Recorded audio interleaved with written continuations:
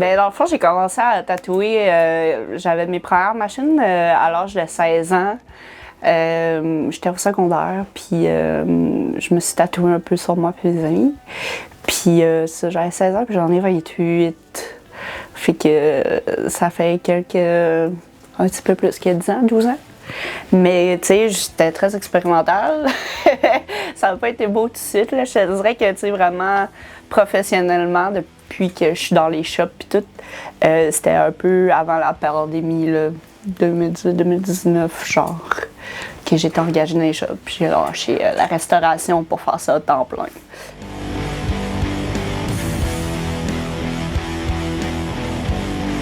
Moi, ma maman, elle voulait pas que je lâche l'école. Je me suis essayée vraiment très jeune. Moi, je savais à l'âge de 13 ans que je voulais faire ça quand j'ai vu Kat Von D. C'était vraiment comme une boss bitch, qu'elle avait son shop puis qu'elle tatouait. T'sais, son monde était un peu genre entrelié avec le monde de la musique aussi, genre qu'elle tatouait comme des musiciens puis tout. Fait que ça m'a vraiment inspirée très jeune. Fait que je m'essayais beaucoup dans les shops avec mon portfolio de dessin. Mais c'est ça, quand j'ai fini mon secondaire, ma mère voulait que je continue au cégep. Puis je savais pas vraiment dans quoi aller. Fait que, obviously, j'ai choisi art visuel pour continuer de perfectionner mon dessin, puis vraiment apprendre techniquement les compositions, un peu les règles techniques qu'il y a dans le domaine. Puis en même temps, ben, ça m'a permis de découvrir différents médiums, l'acrylique, la sculpture, la peinture. On fait un peu j'ai eu une base un peu en vidéo. Il y avait le cours d'identité artistique aussi. Puis étrangement, j'ai aucunement développé mon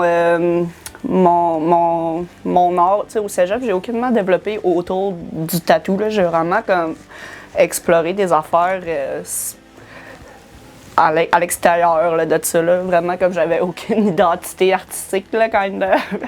Fait que c'était une belle exploration, puis ça m'a amené beaucoup, là, le dessin d'observation, toutes ces affaires-là.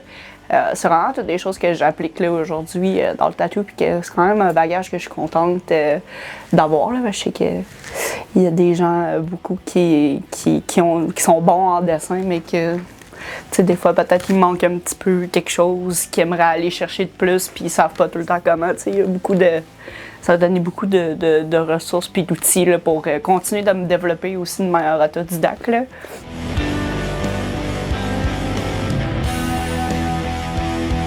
C'est pas obligé d'aller étudier en art, mais définitivement un certain bagage. C'est sûr que des cours de dessin, ça aide énormément. Mais comment dire?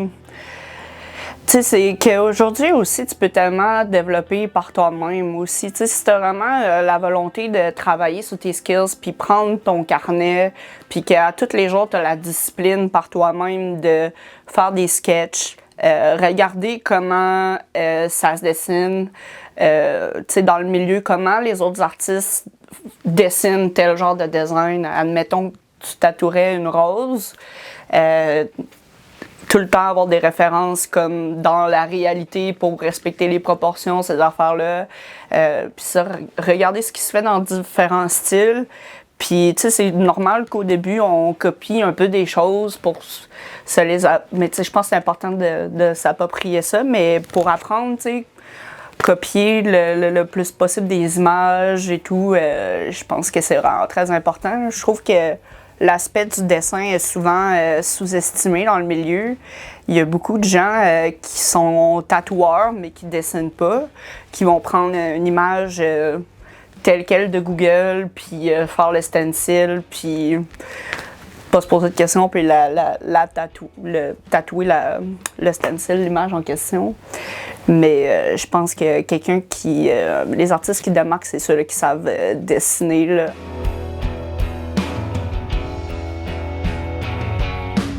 J'ai commencé à tatouer dans le sous-sol de mes parents dans ma chambre.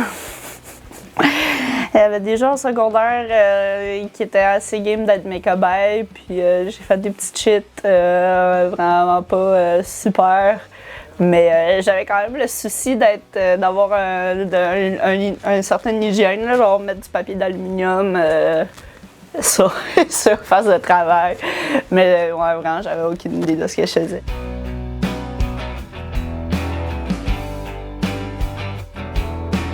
J'ai été un petit moment pendant le cégep que j'avais un peu arrêté de tatouer. Là. Je me concentrais là-dessus, puis je travaillais en même temps.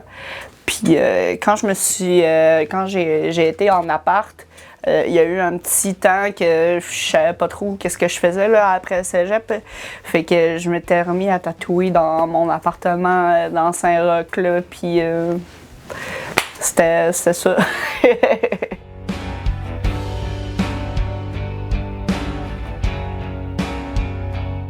Au départ, il faut que tu aies des gens assez trustworthy, qui te font confiance, puis qui sont prêts à être des cobayes.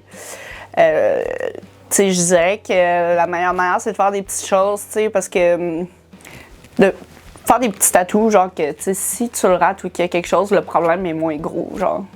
Faire des cuisses ou des spots qui se cachent, parce que faut que tu sois conscient que tu vas peut-être rater ta shot ou blower la personne ou fait que d'être conscient de ça même si t'es comme en mode tatoueur dans ton sous-sol.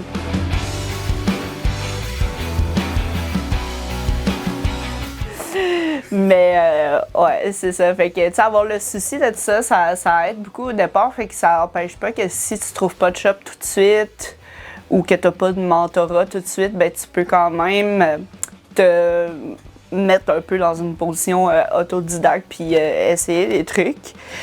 Puis, tu sais, par la suite, c'est vraiment du long terme là, pour se faire connaître. Là. Plus ça va, plus il y a de bouche à oreille. Tu sais, je commençais à... Tu sais, tout le temps du monde qui venait me voir par-ci, par-là. Tu sais, jaser à job, tu sais, en restauration. Le monde sont tout le temps... Tu sais, c'est des gens qui ont souvent beaucoup de tatous en restauration.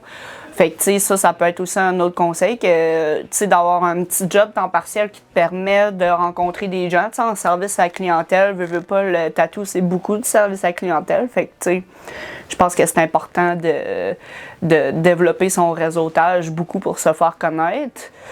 Puis, c'est ça, à force de le faire puis d'être persistant, tu viens à avoir un peu un roulement.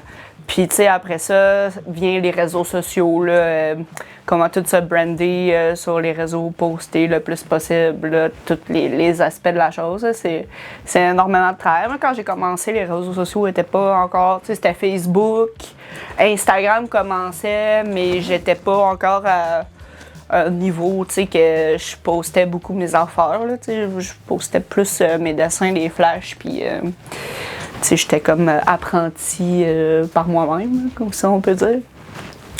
Puis, tu sais, à force, tu sais, je pense aussi, si, tu sais, mettons quelqu'un qui écouterait ça, qui voudrait faire ça dans la vie, puis qui se fait pas accepter dans les shops ou qui se trouve pas d'apprentissage, tu sais, je trouve que d'aller se faire tatouer par des gens, tu sais, travaille, là, vas-y, là, genre, ramasse-toi du type, là, fais un petit job de bar ou whatever, tu sais, rencontre du monde, fais-toi du bon type, va te faire tatouer, puis va voir des bons artistes, là, vraiment, qui t'inspirent, puis, mettons, tu te fais faire un tatou de 3 heures, ben, crème, t'as 3 heures à juste parler, à poser toutes les questions que tu veux par avoir l'artiste juste pour toi-même, tu sais, t'as un moment de tatou avec la personne, fait que puis à force de faire ça aussi, ben, tu crées une relation avec les tatoueurs, puis ton visage devient familier éventuellement dans la shop, mettons, où tu vas te faire tatouer. Fait que tranquillement, le monde du milieu aussi vont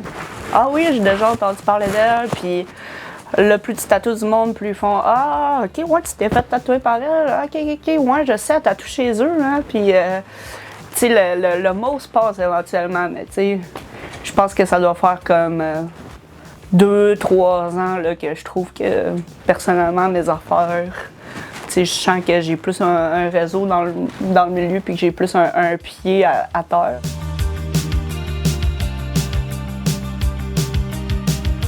Tu sais, au secondaire, sans même le savoir, je dessinais tout le temps des roses puis des crânes. C'était vraiment comme de quoi qui me venait comme, je sais pas, j'ai tout le temps aimé le genre de contraste avec l'amour et la mort.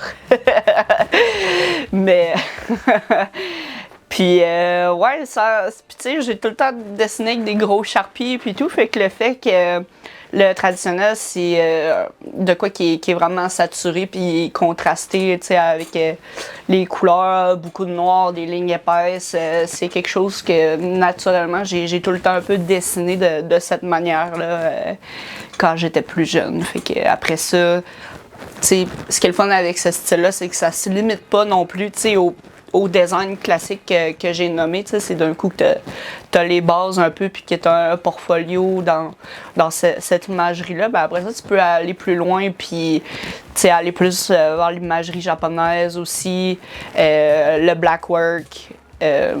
Puis tu sais, tu peux t'étendre un peu, puis adapter pas mal n'importe quoi à ce style-là. Fait que je trouve que c'est quelque chose qui est versatile dans le fond. Je trouve que c'est un style qui est quand même polyvalent, même si ça a une esthétique puis des standards, tu sais, quand même. Tu sais, il y a des choses à respecter. Tu sais, ça s'appelle traditionnel parce que justement, il y a de quoi dans l'essence de tradition de la culture du tattoo de perpétuer une certaine manière de travailler, là, puis de faire des flashs, puis d'avoir des catalogues, puis des choses à apprendre off the wall. Là.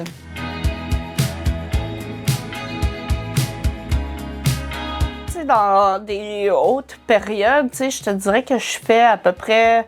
une grosse journée, ça va être de 3 à 5 tatous en une journée, selon les...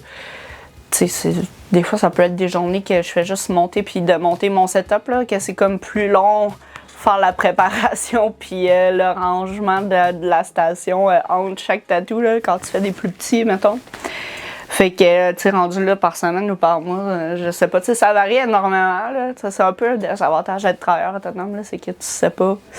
Tu sais, autant je peux avoir un rendez-vous dans la semaine qu'après ça, le lendemain, j'arrive puis j'en fais 5 parce qu'il y a eu des walk-ins, tu sais, c'est vraiment quelque chose qui est instable. Puis, tu sais, on dirait que depuis la pandémie, tu sais, le contexte économique en ce moment est un peu particulier. Fait que je pense qu'on sent beaucoup, tu sais, on s'en parle aussi entre collègues, tu sais, puis j'ai d'autres amis dans le milieu que, hey, crime, tu sais, tu remarqué un ralentissement un peu dans ton booking, etc. Fait que, tu sais, ça se sent un peu, là, ces temps-ci. Fait que le booking est un peu plus tranquille, je dirais. Plus imprévisible, définitivement aussi.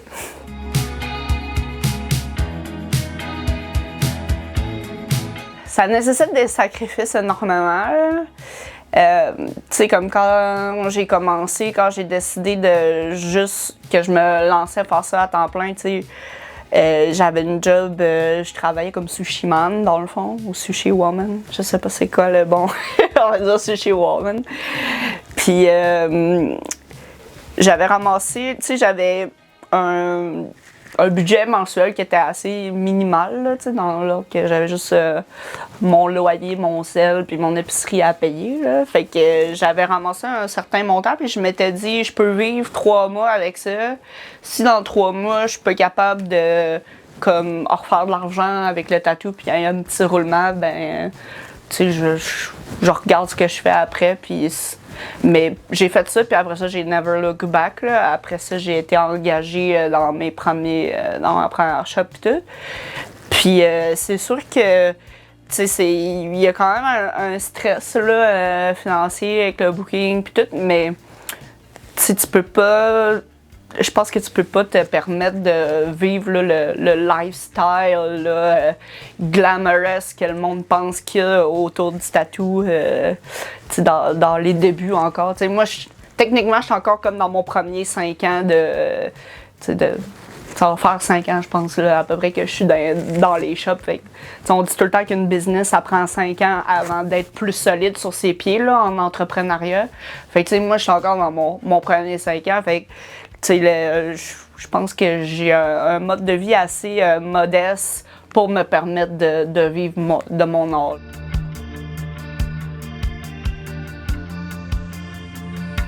Il y a des certifications que tu peux aller chercher, mais elles ne sont pas obligatoires parce que c'est pas régulé comme, par exemple, l'ordre des psychologues ou l'ordre des dentistes qui ont une certaine régulation dans leur métier, tu sais. Fait que n'importe qui peut faire comme j'ai fait, dans le fond, s'acheter un petit kit sur eBay, puis tatouer chez eux, puis il n'y a pas de... Tu sais, il n'y a personne qui va débarquer chez vous parce que tu n'as pas de certificat, là. Mais si moindrement tu as une certaine éthique puis une conscience de ça, ben ils se donnent le séminaire, ça s'appelle le Progressive Mentorship. C'était donné par FX Roy, qui est au Empire, qui est l'Empire en Basse-Ville, sur boulevard Langelier. Mais je sais plus, ça fait... Je suis due pour leur faire mon certificat. Il faut le renouveler comme... Ils se donnent à toutes les années. Là. Souvent, il y en a qui le font 2-3 ans ou 5 ans. Là.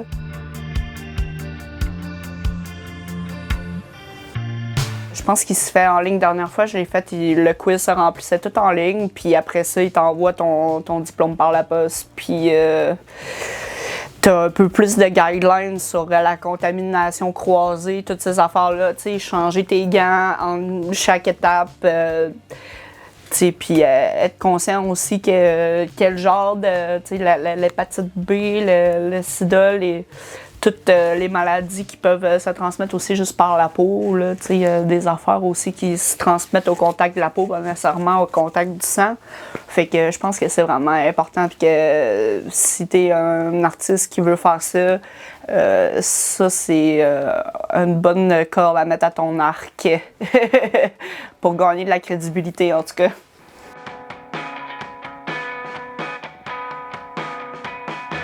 Tu sais, l'équipement est dispendieux. Il y a beaucoup de matériel, en fait, là, autour du tatou. Tu sais, les fameuses boîtes de gants avec le COVID. Juste une boîte de gants, ça valait de l'or.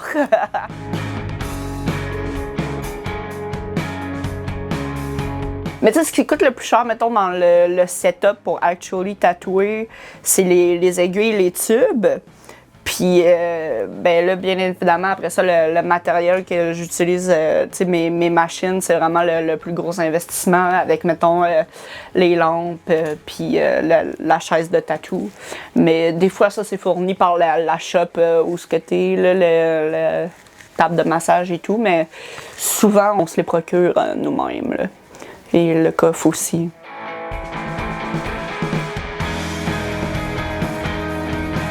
Toutes les semaines, je refuse.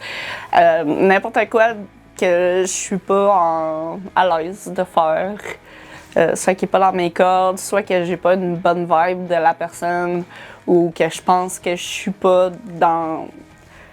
que voyons, j'ai juste l'anglicisme, que je reach pas ses expectations. Tu sais, si la personne me demande un petit truc minimaliste, fin, c'est sûr que je refuse. Moi, après ça, c'est comme mon travail un peu de me vendre, tu sais, vendre mes skills, puis de montrer pareil, ben regarde si t'es ouvert, moi je peux faire ça. Puis genre, je vais conseiller les gens du mieux possible, tu sais, pour les éduquer un peu, les orienter dans leur recherche, ou peut-être les référer à d'autres artistes que je pense qui seraient plus appropriés pour eux. Mais tu sais, après ça, si je suis pas à l'aise, là, moi je refuse poliment. Souvent. il y a toutes sortes de demandes, puis les gens, ils veulent vraiment les petits tatous populaires ou les petites choses. Tu des fois, quelqu'un qui veut un premier tatou sur une côte ou... tu sais, que je trouve que c'est pas une bonne idée ou que c'est... Ou moindrement, ça serait quelque chose de raciste ou de gang que je veux pas m'affilier à... Je refuse.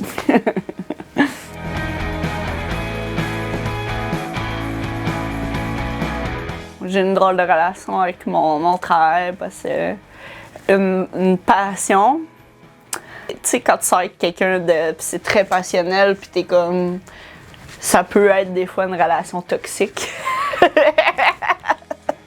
J'ai l'impression que j'ai une relation toxique avec mon travail parce que c'est quelque chose qui demande énormément d'éducation puis de temps. Souvent, les gens, ils voient juste. Pendant que je les tatoue, merci, bonsoir, tu payes, au revoir. Puis après ça, à la maison, ben là, tu sais, moi, il y a les emails qu'il faut que je gère encore, faut que je prépare d'autres dessins, tu sais, faut que je reste relevant sur les réseaux sociaux aussi. Fait que c'est vraiment quelque chose, tu sais, que tu calcules pas tes heures. puis si t'es en couple, ben tu sais, il faut que l'autre personne soit consciente que oui, on va se mettre un film, mais je vais peut-être dessiner pendant, genre, tu sais, parce que j'ai... Fait que c'est quelque chose qui est vraiment une dédication, puis souvent dans le milieu, on va être genre... Tu sais, entre artistes, on se dit, tu peux pas faire ça comme à temps partiel, puis juste comme un hobby, genre, parce que c'est pas... Tu sais, vraiment, je trouve que ce qui démarque un professionnel de quelqu'un d'amateur, c'est cet investissement-là que tu fais, là, qui est aussi un gros sacrifice de temps, ouais. Fait que c'est sûr qu'il y a les matins que je me lève puis que je me demande si je veux encore faire ça, parce qu'il y a aussi la gestion des gens, là, tout le temps avoir à gérer des personnes, tu sais, qui t'envoient des messages tout le temps, là, tu sais, il y a pas... moi, je suis tout le temps mon téléphone, tu sais, il y a pas de off, il y a pas de char la job, c'est fini, tu sais. C'est comme tout le temps on. Si je vais dans un party, dans un événement social, ben je suis la tatoueuse. Fait que le monde me parle de tatou parce que c'est facile à aborder là-dessus. Fait que c'est vraiment comme...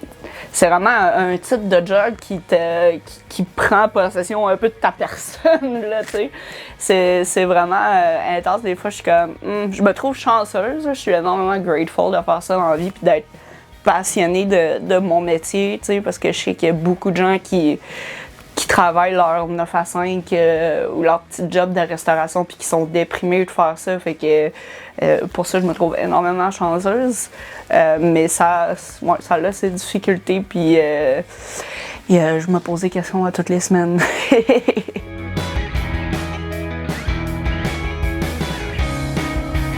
Un mauvais tatou, c'est l'emplacement n'a pas été bien pensé, il est trop pâle, ou il a trop été piqué profond, il a blowé.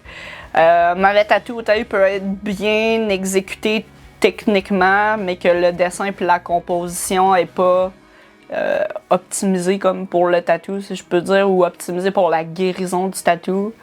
Mauvais tatou, des fois, on peut voir les trucs plus fins, qui sont souvent à la mode. Il y en a beaucoup qui vont guérir vraiment pâle, là, ou que... des fois, nous autres, on les voit fréfels, ils sont beaux, mais les gens du milieu, nous, on sait que dans 10 ans, ce tatou-là, ça marche pas. Là. Un mauvais tatou, il n'y a pas de contraste. Les tatous, quand je pense au trend des trucs plus watercolor ou qui n'ont pas de outline, les trucs juste lignés en couleur, souvent, ça fadit énormément avec le temps. Fait que un mauvais tatou, il n'y a pas de contraste, là. Puis c'est ça, il peut être mal exécuté de plein de manières différentes. Puis il reste que pour la majorité des gens, souvent les gens vont être impressionnés par, tu sais, comme un autre exemple dans le style Black and Grey, qui est un style super populaire. Ben vu que c'est des grey wash, souvent les artistes, il y en a que je vois, on dirait qu'ils ont peur de mettre du noir. Puis je trouve que ça prend du noir pour que les couleurs pop, pour que ça soit encadré, pour que ça ait de la gueule, puis que ça vieillisse bien. Ça prend du noir, ça prend un outline. Puis faut pas avoir peur de... Tu sais, faut pas en mettre trop non plus, là. Faut pas genre beurrer de noir au complet, là. Mais tu sais, je trouve qu'un black and grey qui est trop... Tu sais, qui vieillit pas là, ça, je trouve ça dommage. Tu sais, ça prend beaucoup de contraste pour un tatoueur aussi, puis une bonne technique.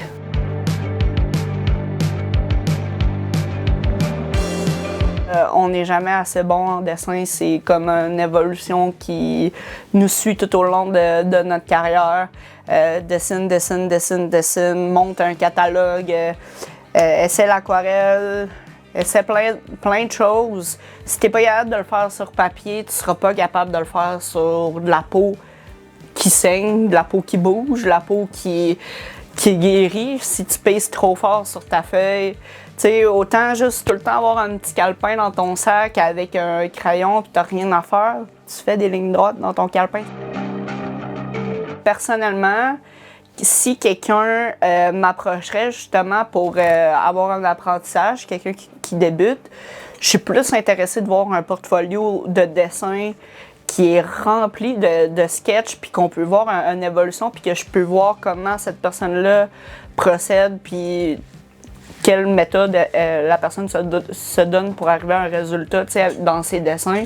J'aime mieux voir ça que de voir des dessins à iPad, tout bien imprimés. Puis je l'ai fait, cette erreur-là. Je le communique là, parce que si je peux sauver à quelqu'un de passer par là, je l'ai fait, imprimer des beaux dessins à iPad puis tout. Puis ça fait son temps. Là. Je me suis pas trouvé d'apprentissage moi-même. Là, fait que le dessin, on met jamais assez l'emphase là-dessus. Puis je trouve qu'il y a beaucoup de mauvais tatoueurs qui seraient actually bons s'ils dessineraient parce que tu vois que techniquement ils ont compris quelque chose, mais qu'au niveau du dessin, il y a une grosse lacune. Genre. Fait que ça, pour vrai, je pense que c'est le plus important. Puis après, aller chercher ses certifications, builder son réseautage, puis tout le côté entrepreneuriat de la chose, t'as jamais assez de cordes à ton arc. Là.